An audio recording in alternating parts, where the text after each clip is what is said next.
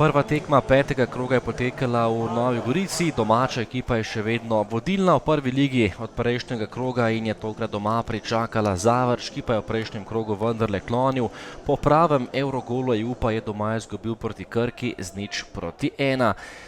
8 tekem zdaj v prvi ligi med Gorico in Zavrčem, 18:1 gol razlika v korist Gorice, 6 zmag in 2 remija Goričanov. Tole je bila že prva akcija. Matjašič je zapravil veliko priložnost, še napad za goste, Cvek pred vrati in še ena izjemna obramba Sorčana. Prva akcija tudi za Severno Primorce, odbita žoga in strelo daleč Kolenca, potem pa sam pred vrati Glavica, še enkrat preigravanje Zavrča in še ena akcija, ki je bila zapravljena. Zavrč tudi tokrat ni dosegel zadetka.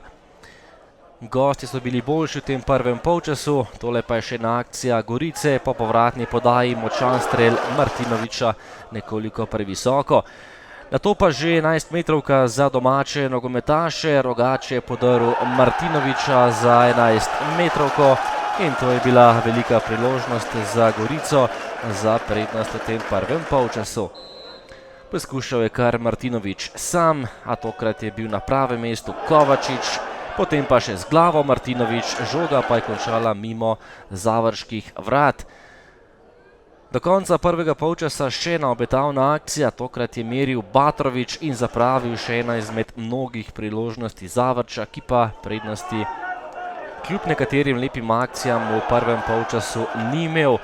Drugi polčas je najprej vratnica Burgića, potem priložnost za Goričane pa podaji iz kota, z glavo je meril Burgić, Kovačič pa je žogo uspel izbiti v kot. No, napad tudi Haložanov, oddaleč je po lepem preigravanju poizkušal Batrović in streljal, brani Sorčan, nato pa 69. minuta, priložnost za Elekeja, ki je lepo prišel pred vrata Kovačiča in zadev za 1:0.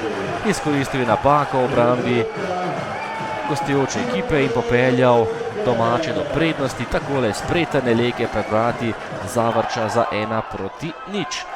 Že v naslednji minuti nova obetavna akcija Goričanov, poskušal je Nunić, ampak prestregel je podajo Kovačič, v zadnjih 10 minutah pa še 2 gola v mreži gostujoče ekipe. Eleke je bil na pravem mestu in povišal prednost Gorice na 2:0. Podal je tokrat Đuzdanović, ki je blestel kot strelec v prvih 3 krogih in zabil že 3 gole.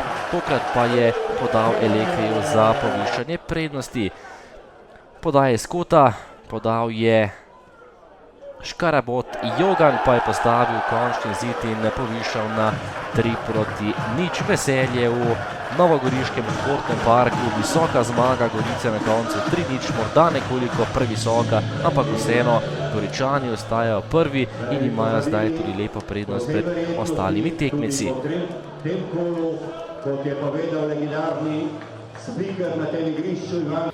Prvi polčas smo imeli probleme malo z njihovim sistemom igre in tudi nekako smo bili pod zmožnostmi naših, tako da ne moramo biti zadovoljni.